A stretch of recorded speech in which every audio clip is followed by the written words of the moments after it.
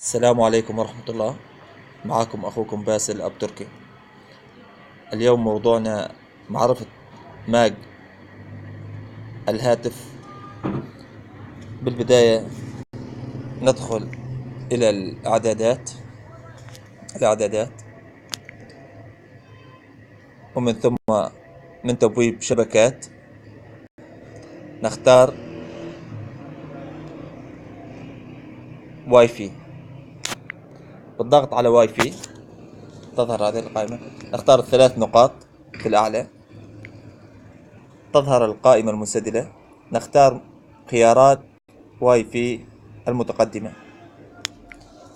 باختيار خيارات واي فاي المتقدمة نذهب إلى الأسفل، يظهر عنوان الماج الظاهر أمامكم، هو 88 07 4 بي 3 10 D3.